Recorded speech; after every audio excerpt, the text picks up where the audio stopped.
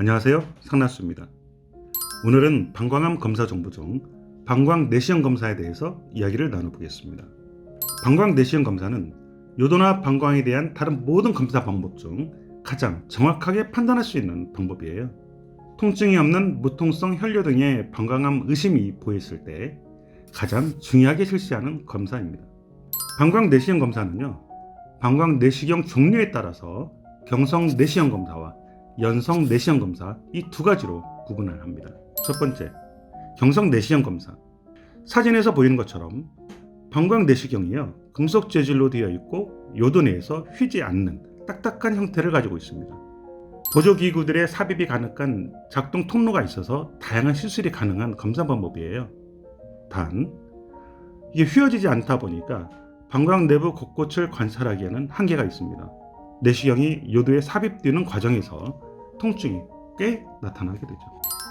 이에 반해 연성 내시경 검사는요, 사진에서 보이는 것처럼 딱딱한 금속 재질이 아니라 고무와 같은 휘어지는 그런 형태를 가지고 있습니다. 렌즈 방향을 자유로이 돌릴 수 있어 방광 내부의 모습을 자세히 확인이 가능한 장점을 가지고 있죠. 또한 무엇보다 경성 내시경 검사에 비해 통증이 10분의 1 정도 수준으로 방광 내시경 검사할 때 통증이 굉장히 작다라는 장점이 있습니다. 그런데 그럼 경성 내시경 검사하고 연성 내시경 검사하고 비용 차이가 있나요? 아니요. 두 검사 방법 모두 비용이 같습니다. 통증 감소와 사각지대 없이 방광 내부를 자세히 살펴볼 수 있다는 장점에서 연성 내시경 검사가 점차 확대되고는 있습니다만, 병원 입장에서는 연성 내시경이 고가이고 유지보수 비용이 비싸다는 단점이 있어서 아직까지도 많이 확대되지는 못했어요. 그럼 방광 내시경 검사는 어떻게 받게 될까요? 자세는요, 쇄석 위라고 합니다. 사진에서 보이는 것처럼 여성이 출산 시 양쪽 다리를 벌리고 누운 자세와 동일한 자세, 이와 같은 형태로 누워있게 되죠. 이렇게 환자분이 누워있게 되면 감염 방지를 위해서 요도 입구 및 주위를 소독을 합니다. 또한 요도 부위에 통증 감소 목적으로 요도 안쪽에 마취제를 도포를 해요. 또한 추가로 병원에 따라서 진통제를 근육주사로 맞기도 합니다. 이렇게 준비 과정이 끝나면 드디어 방광 내시경 검사를 시행하게 됩니다.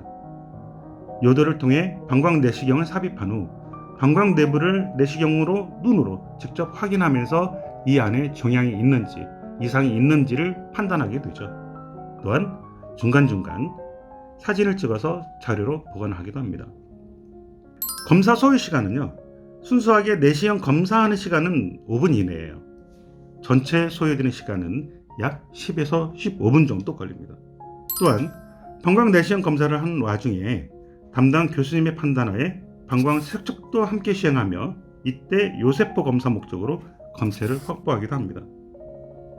방광암 의심 또는 방광암 진단 후 정기적으로 방광 내시경 검사를 받는 경우에는 이처럼 대부분은 방광 세척으로 요세포 검사를 함께 받게 됩니다.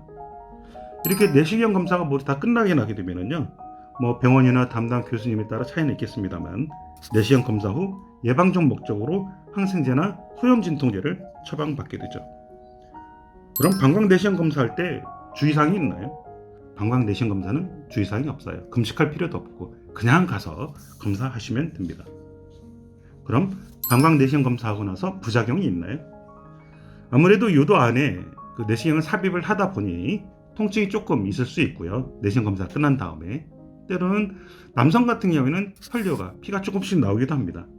염려하지 마시고요. 이런 경우에는 수분을 충분히 섭취해서 혈뇨를 희석을 시키고 그 다음에 처방받은 항생제나 소염제를 복용을 하시면 됩니다. 또한 방광에 자극을 주는 술, 커피, 콜라 등은 삼가하시는 것이 좋죠.